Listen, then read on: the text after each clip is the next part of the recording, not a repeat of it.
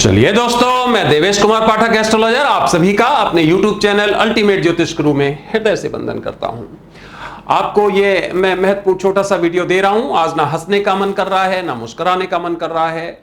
हमारे कई बंगाल भाई जो बंगाल में निवास करते हैं, उन भाइयों के ऊपर समस्या आई हुई है।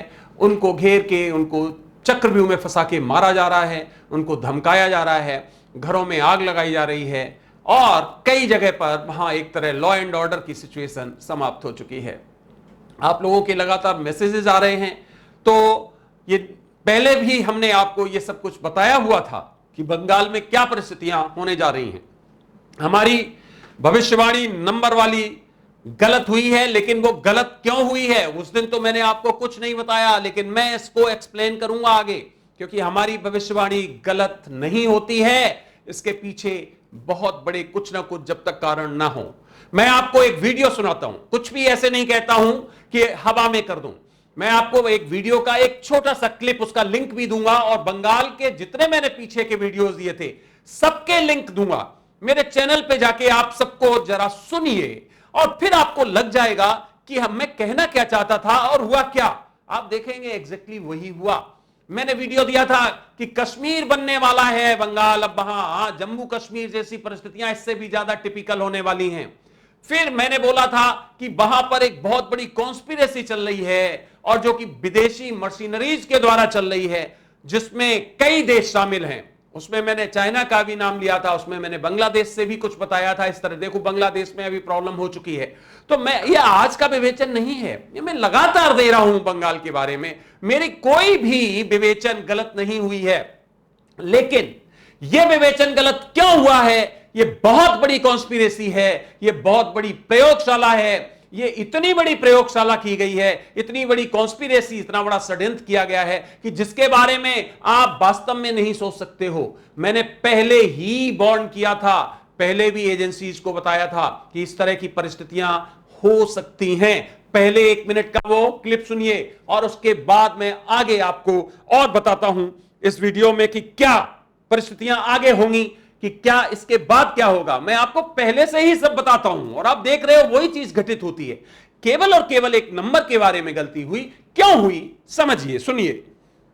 परिस्थितियां घटित हो सकती हैं और मैन मेड मैनुअल भी हो सकती हैं, क्योंकि जब कोई क्षेत्र एनर्जाइज होता है तो यह तो पता किया जा सकता है कि इस क्षेत्र में अब कुछ बहुत भयंकर घटने वाला है, लेकिन किस तरह की घटनाएं होंगी एग्जैक्टली उनका पता नहीं किया जा सकता है, या बहुत रिसर्च के बाद उसका कुछ आउटपुट लिया जा सकता है। तो ये पूरा का पूरा क्षेत्र, ध्यान रखिए कि यहां पर अब ये परिस्थितियां होने वाली। यहां पर यह भी हो सकता है कि चाइना कोई बड़ा आक्रमण करे या वहां कोई कॉन्स्पिरेसी करे, क्योंकि चाइना का देख रहे हो ये पूरा का पूरा क्षेत्र इसी में आ रहा है, जिसमें आपका पूरा अरुणाचल प्रदेश का क्षेत्र आता है। तो यहां चाइना भी कुछ बड़ा कर सकता है, या बांग्लादेश से किसी तरह का इस तरह का हो सकता है। तो ये जो मैंने घटनाक्रम बताया है ये बहुत ही खतरनाक हमें दिखाई दे रहा है आज 2 नवंबर से, और ये 2021 जून तक मैंने कैलकुलेट किया है, वहां तक ये घटनाएं ज्यादा प्रतीत हो रही हैं। हालांकि ये आगे भी है एनर्जाइज,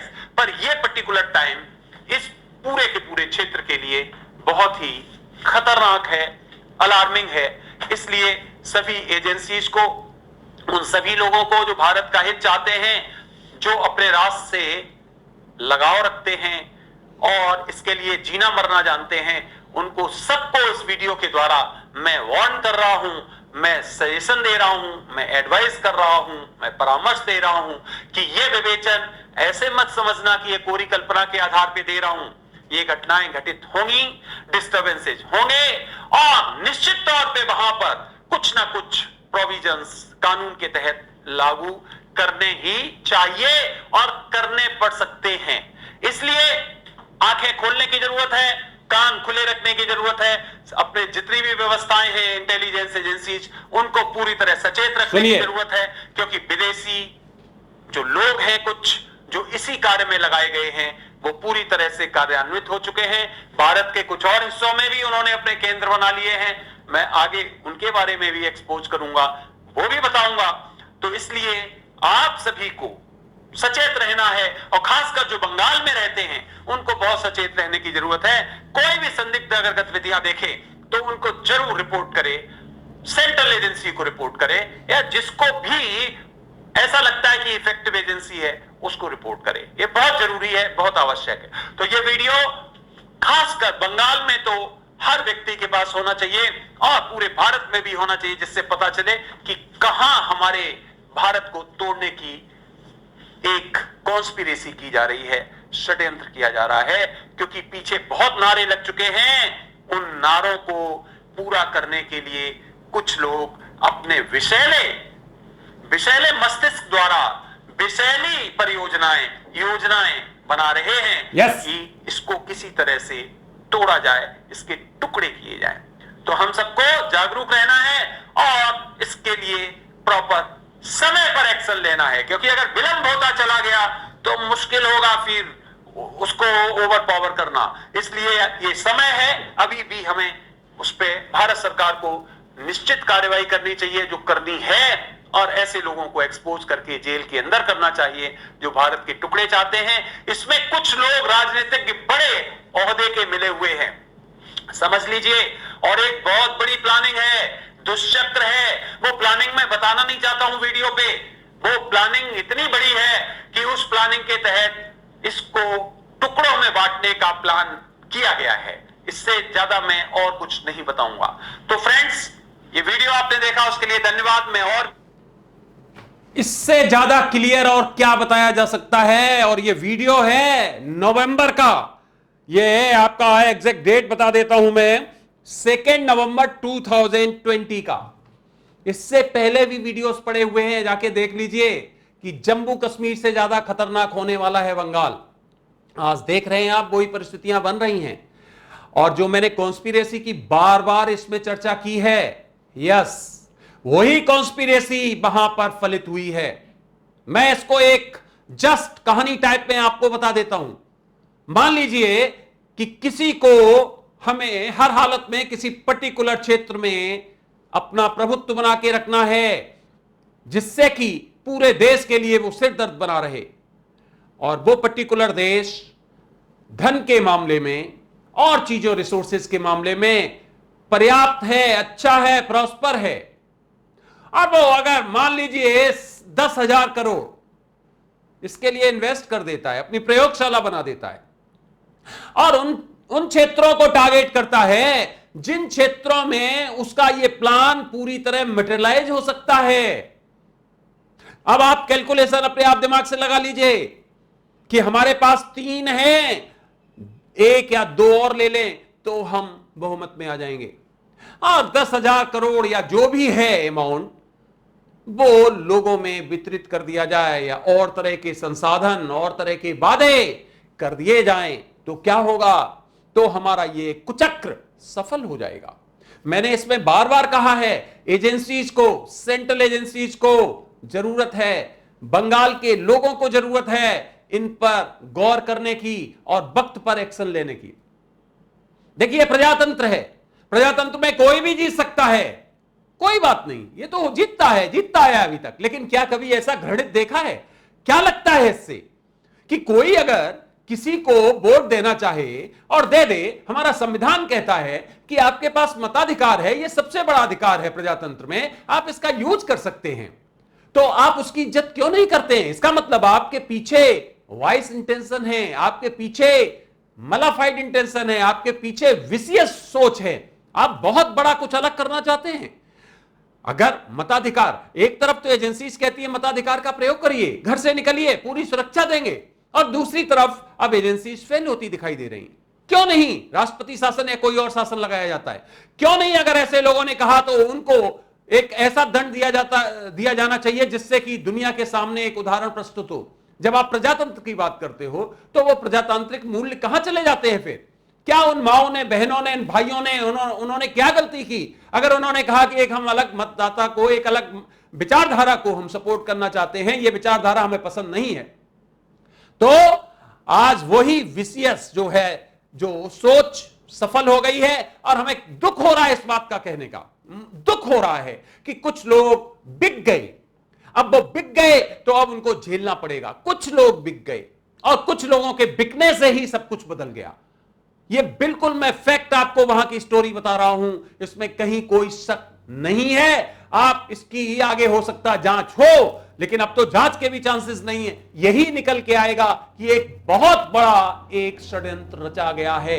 और नहीं तो आप निकाल लीजिए रेशियो, निकाल लीजिए क्षेत्र, निकाल लीजिए जो वहां पर जीते हैं लोग, आपको सब पता चल जाएगा। मैंने जो जो क्षेत्र इसमें बताए थे देख लीजिए, आप पूरे के पूरे आप उन क्षेत्रों में देख लें तो वही हुआ है जो मैंने बताया था। पूरे पूर्वी क्षेत्र एनर्जाइज है, पूरा का पूरा वो खंड बताया था। तो ये बहुत बड़ी कॉन्स्पिरेसी हुई है। इसमें कुछ भाई बहन हमारे समझ नहीं पाए और वो बिक गए, हम तो यही कहेंगे, या उनके थॉट्स को इस तरह विशियस बना दिया गया। तो फ्रेंड्स, बंगाल वाले लोगों, परेशान मत होइए, ये हमेशा होता रहा है, ये आदिकाल से होता रहा है कि कुछ जरूर इस तरह के कुचक्र में लोग फंस जाते हैं और बाद में पछताना पड़ता है। लेकिन इसका भी निदान निकलेगा। ये जो हिंसा इस समय चल रही है इसमें कमी आएगी, लेकिन ध्यान रखिए, मैं जो आगे आपको बताने वाला हूं वो ज्यादा खतरनाक है। डरना नहीं है, लेकिन भय नहीं।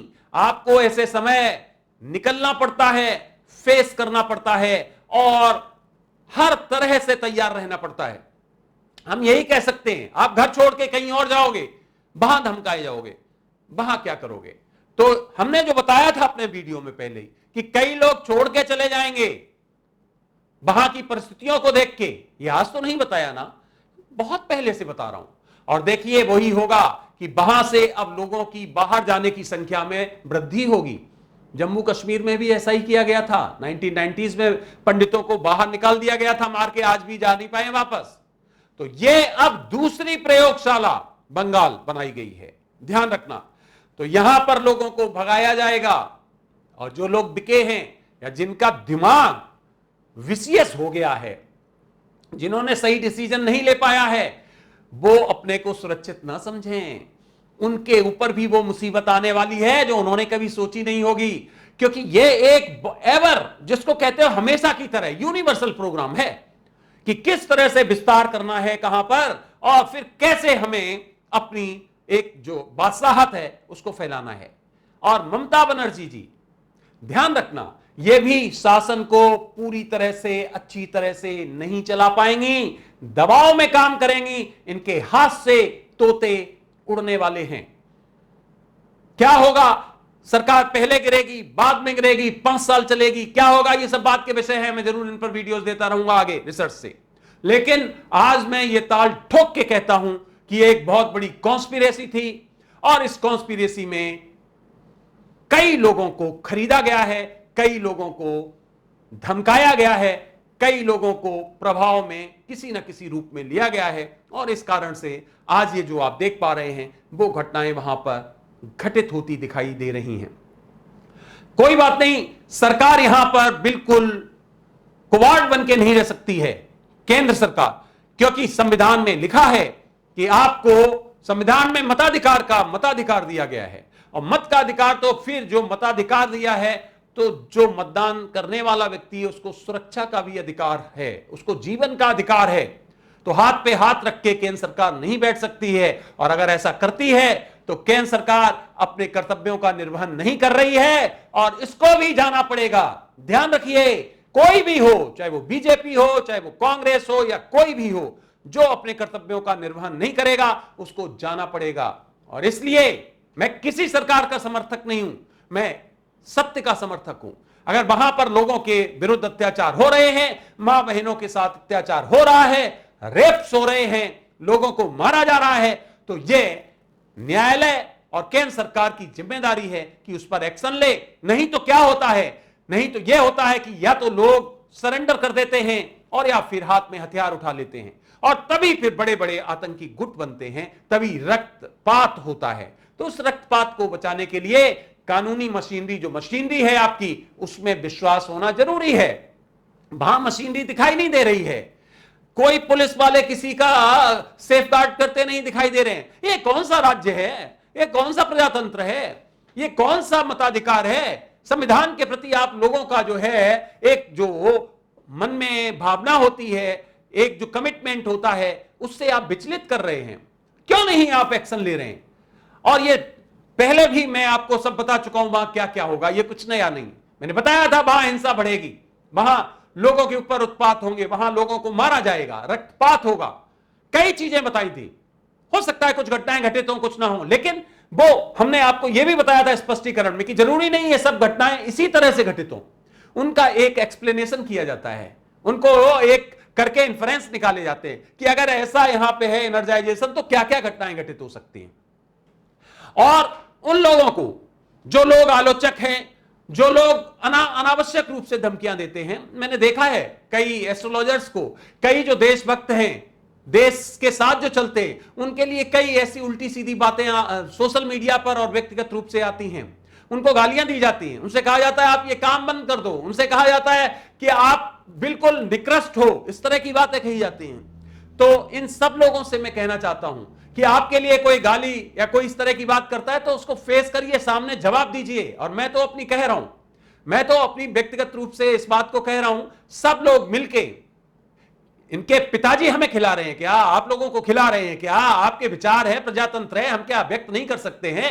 तो ऐसे चिरकुटों को, इनको घेर के मारो, इनको जैसे ये कहें वैसे जवाब दो। सोशल मीडिया पे घेरो।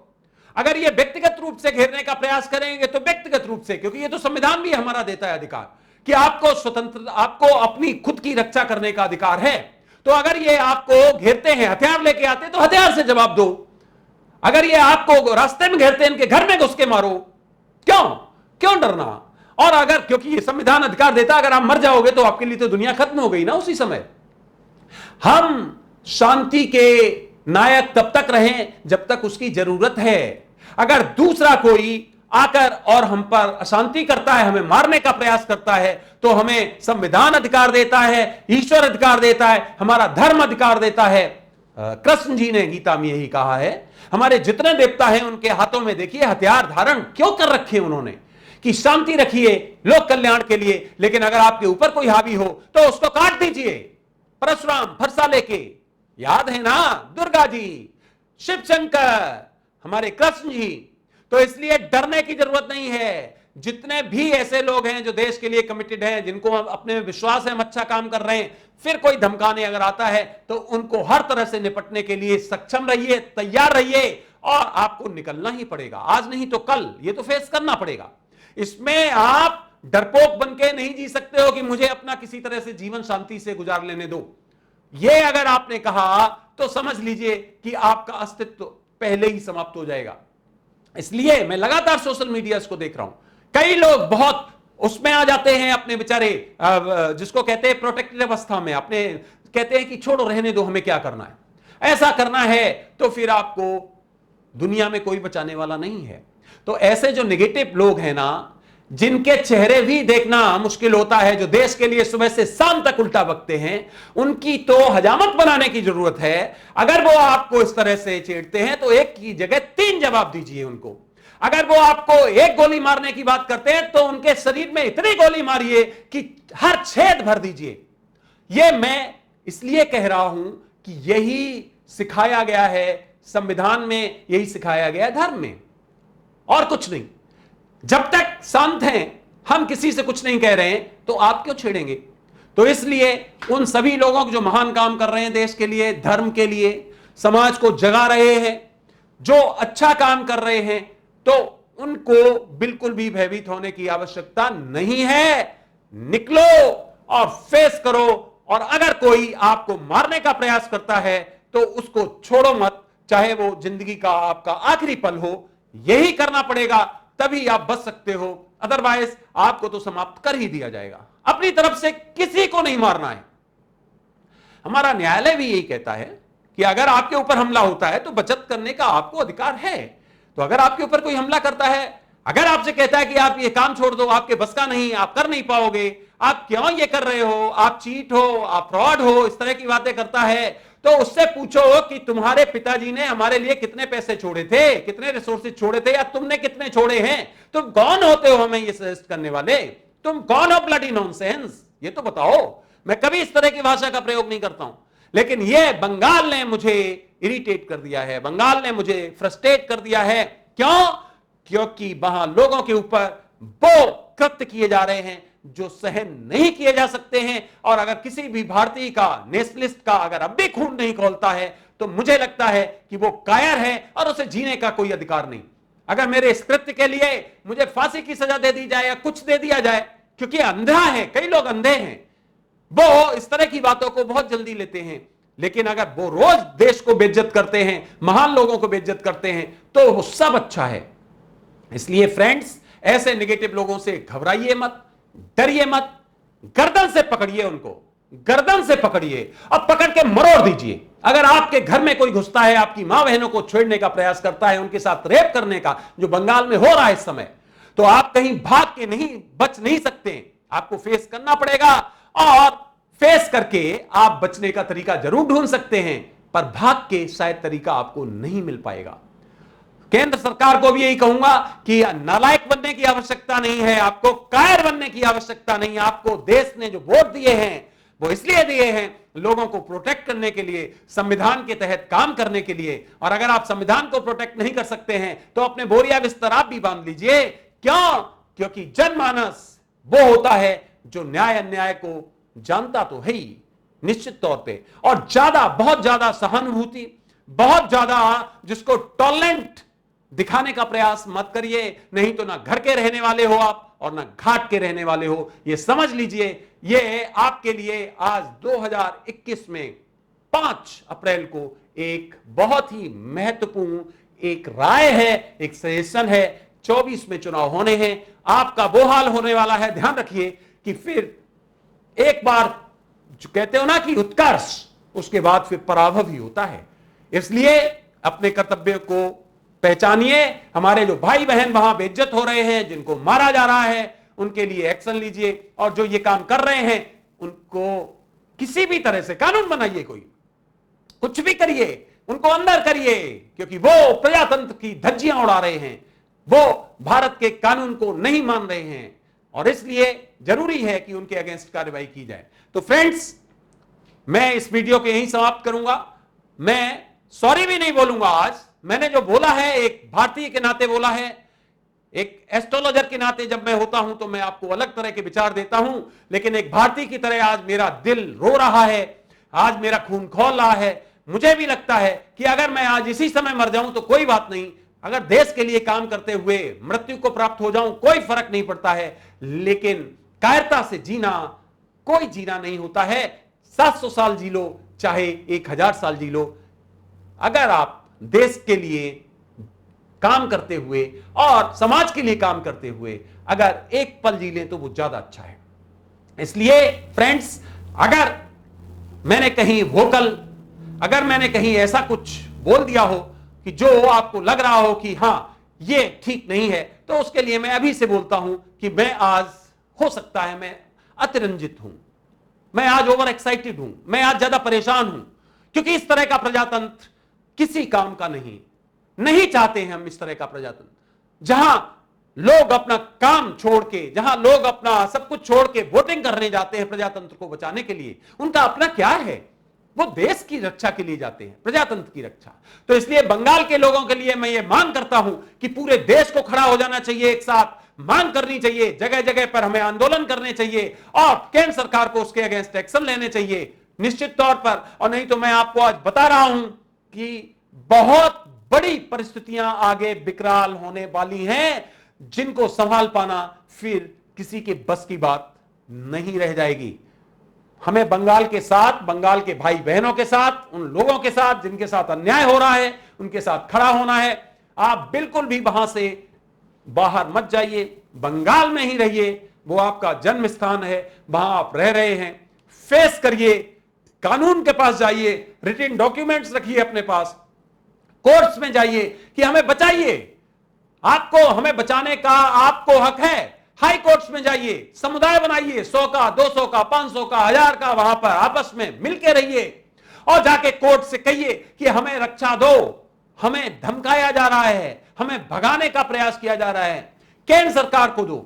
आप लोग मिलके अपना संगठन बनाओ, वैसे तो आप जिस भी संगठन में हो उस संगठन को पकड़ो और भेजो हर जगह, क्योंकि लड़ाई से, फेस करने से ही समस्या का समाधान हो सकता है, भागने से कदापि नहीं हो सकता है। क्योंकि पलायन करने वाला कभी भी शांति को प्राप्त नहीं कर सकता है। परिवर्तन के लिए लड़ो और लड़ो, प्रजातंत्र के लिए लड़ो, एक स्वच्छ प्रजातंत्र जिसमें कोई भी गलत ना करे, चाहे यह हो चाहे वो हो। कोई भी अगर गलत काम करे, कोई भी अगर इस प्रजातंत्र को डेंट करना चाहे, उसके अगेंस्ट खड़े रहो अगर वास्तव में प्रजातंत्र को चलाना चाहते हो, और नहीं तो फिर वही होगा भीड़ तंत्र जिसको कहते हो, और भीड़ तंत्र से फिर निकलता है टेररिज्म जो कई देशों में चल रहा है, आप देख रहे हो, और फिर निकलती है बर्बादी, और फिर उस बर्बादी को कोई भी समाप्त नहीं कर सकता है। इसी बर्बादी की तलाश में कई देश हैं जिसकी मैंने चर्चा की है अपने पहले वीडियोस में। मैं और वीडियोस दूंगा, मैं हमेशा इनकी कॉन्स्पिरेसीज को देश के सामने उजागर करता रहूंगा, और मैं चैलेंज करता हूं इस बात का कि जितने भी क्रिटिक्स हैं, जितने भी ऐसे लोग हैं जो करते हैं, वो हमारी भविष्यवाणियों को देखें। अगर 100 में से 2 या 3 ऐसी होती हैं तो 2-3 नहीं 10 हो सकती है, 20 भी हो सकती है, क्योंकि वो जो उसका एक्सप्लेनेशन होता है, उसका ट्रांसलेशन होता है, वो अलग अलग एंगल से करना पड़ता है और उसमें गलती। लेकिन देश के लिए मैं जगाता रहूंगा, देश को जगाता रहूंगा, और लगातार ये काम करता रहूंगा भविष्य में भी। और सभी लोगों से जो ऐसा काम कर रहे हैं उनसे भी मेरी यही रिक्वेस्ट है, काम को करते रहिए, घबराने की जरूरत नहीं। आपको बिल्कुल भी अपने आप को ऐसा असुरक्षित समझने की आवश्यकता नहीं, क्योंकि ये चिरकुट हैं, ये नहीं चाहते हैं व्यवस्थाएं, ये देश में किसी तरह की व्यवस्थाएं नहीं चाहते हैं। सुप्रीम कोर्ट की ये आलोचना करेंगे, हाई कोर्ट की ये आलोचना करेंगे, प्रधानमंत्री की ये आलोचना करेंगे, सरकार की ये आलोचना करेंगे। इनको चाहिए केवल और केवल भीड़ तंत्र, जहां पर इनकी चले, ये लूटपाट कर सकें, ये रेप्स कर सकें, इनके हिसाब से काम चले और कोई इनको बीच में रोक ना सके। ये ऐसे लोग हैं, तो इनको हमें सबक सिखाना है मिलकर, हमें हारना नहीं है, किसी भी हालत में नहीं हारना है। फ्रेंड्स, ये वीडियो धीरे धीरे बहुत लंबा हो गया, माफ करिए, क्योंकि आज मेरी भावनाएं बहुत ज्यादा प्रभावित हो रही हैं। लगातार 3 दिन से मैं अपसेट हूं। वहां के लोगों के जब कॉल्स आते हैं तो मैं खुद इस बात को समझ पा रहा हूं, उनकी व्यथा को समझ पा रहा हूं, उनकी व्यग्रता को समझ पा रहा हूं। जरूर इसका निदान होगा। आगे मैं और बंगाल पर वीडियोस देने वाला हूं, चिंता मत करिए, सब कुछ सही होगा। ये टाइम बीइंग है, और निश्चित तौर पे महादेव से प्रार्थना कर रहा हूं कि वहां के लोगों को संरक्षण दे और कम से कम वहां लोग प्रभावित हों, इस तरह का वहां वातावरण बनाए। आप सभी ने ये वीडियो देखा, उसके लिए बहुत बहुत धन्यवाद। अगला वीडियो मैं आपको जल्दी ही देने वाला हूं। मैं जितने भी आपके बंगाल के बारे में महत्वपूर्ण वीडियोस हैं उनको जाके देखिए, तब आपको पता चलेगा कि मेरी जो चल रही थी लगातार जो रिसर्च, वो क्या थी, एग्जैक्टली यही थी जो आज आप वहां पर देख रहे हैं।